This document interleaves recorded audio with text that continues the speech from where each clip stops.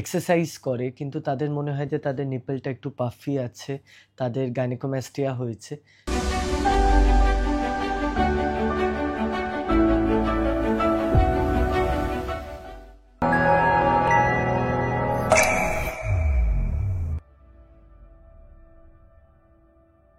নমস্কার, আমার নাম ডক্টর অনির্বাণ ঘোষ। আমি একজন অ্যাস্থেটিক প্লাস্টিক সার্জন।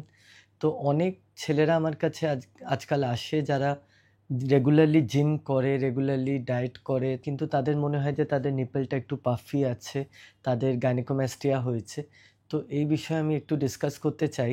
এই ধরনের গাইনেকোমাস্টিয়াকে আমরা বলে থাকি বডি বিল্ডার গাইনেকোমাস্টিয়া। মানে তাদের দেখা যায় যে চেস্টে ফ্যাট বেশি নেই, কিন্তু তাদের নিপলের নিচে গ্ল্যান্ডটা বেশ বড় হয়েছে। তো এই জিনিসটার ট্রিটমেন্টও আমরা সার্জিক্যালি করি, যেটাতে লাইপোসাকশন খুব একটা দরকার হয় না, কিন্তু গ্ল্যান্ড রিমুভালটা দরকার হয়।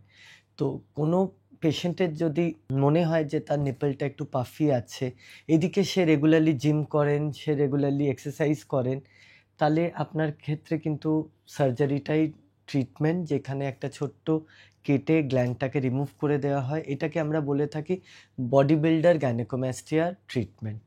ঠিক আছে? আর এই সংক্রান্ত যদি আপনারা আরও কিছু জানতে চান, আপনাদের যদি আরও কিছু জিজ্ঞাসা থাকে, তাহলে আমার চ্যানেলকে সাবস্ক্রাইব করতে পারেন, ডাইরেক্টলি মেসেজও করতে পারেন, আর আমাদেরকে কন্ট্যাক্ট করতে পারেন। Thank you.